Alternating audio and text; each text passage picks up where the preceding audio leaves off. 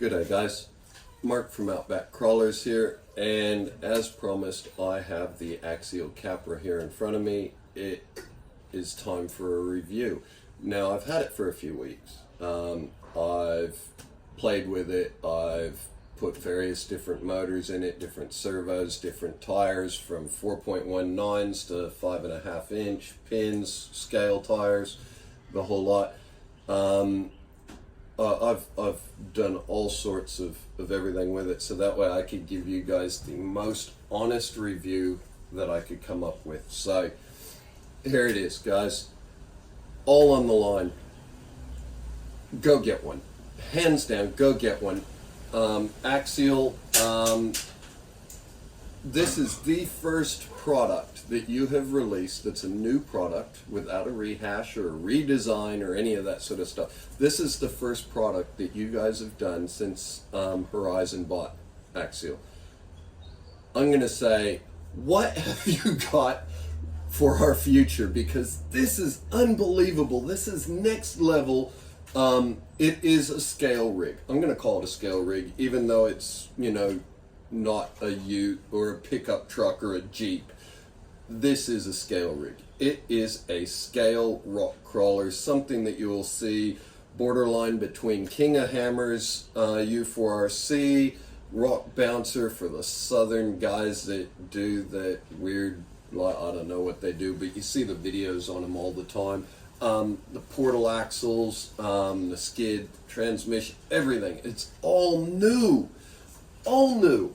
Oh my God, I love yous right now. I really do. I love yous right now.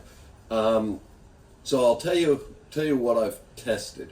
I've tested scale tires, 4.19, right up to these 5.5 inch. I've ran KLRs. I've ran various RC four-wheel drive, Mickey Thompson MTZs, etc., etc. I've tried a couple of high racks. I've tried a few different styles. I've tried KLRs and more KLRs of different compounds, different sizes, the whole lot. I've tried pin tires. What else have I tried? I've tried RC four-wheel drive IROCs. I've tried the Red Cat Gen 8s. I've tried various different 1.9 wheels. Now, the RC four-wheel drive stamped steel wheels, the wagon wheels, they fit just. Some of the Wish wheels kind of fit, some of them don't.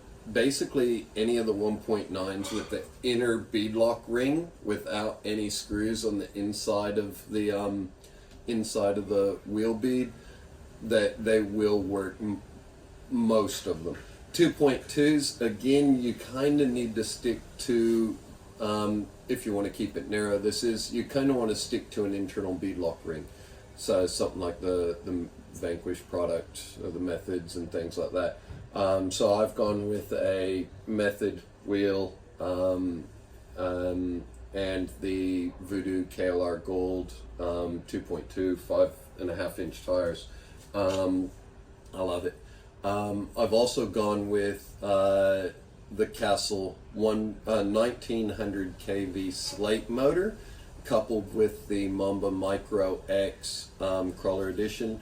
I used the Spectrum recommended little micro servo for the dig, and then I run an Futaba A700, which is like the top of the line steering servo. I mean, these things are just unbelievable.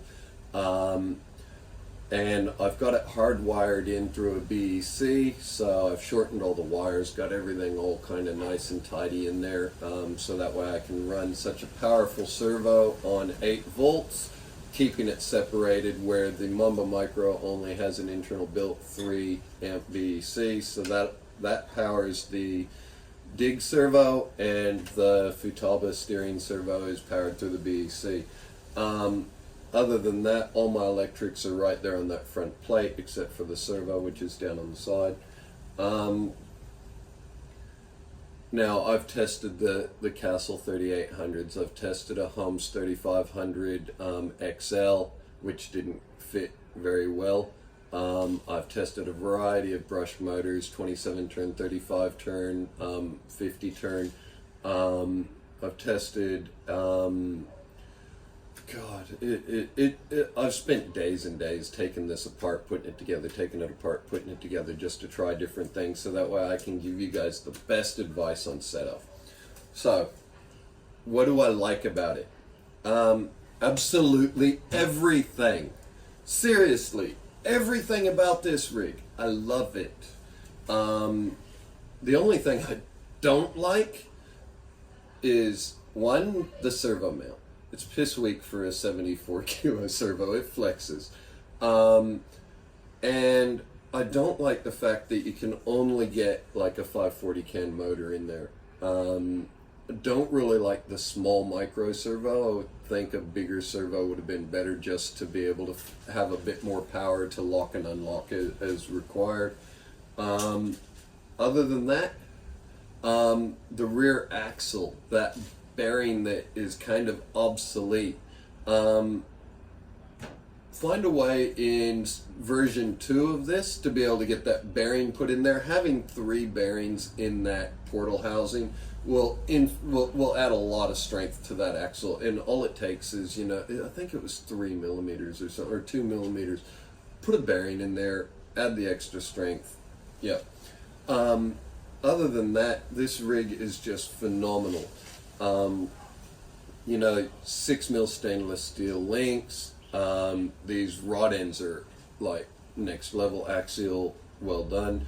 The shocks, I've mucked around with them. All I did no green slime. I did nothing. I've got no leaks. I built them about 2 weeks ago. I've been out playing with it pretty hardcore a bit. It's just a really good rig.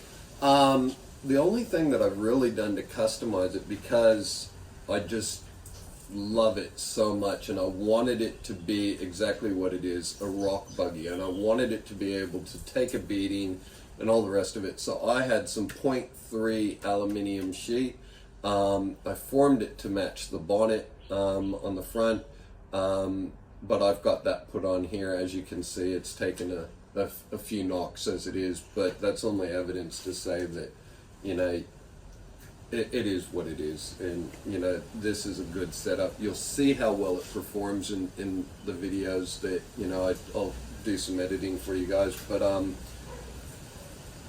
just go and get one. You won't regret it. Go get one. You won't regret it. It is absolute blast as soon as you put it together. Run it on 3S or 2S to slow it down if you want something nice and slow, 3S if you want to go a bit faster, 3S 1900 kV with a 12 tooth pinion is fast enough to do jumps, so you can't complain about that. You'll see some of that in the video. So anyway, guys, watch the videos that I put up with this thing in action. I'll quit blabbering on. If you've got any questions, hit me up as usual. And see you guys out on the rocks, I guess, or wherever I see you. Enjoy, guys. Have a good time.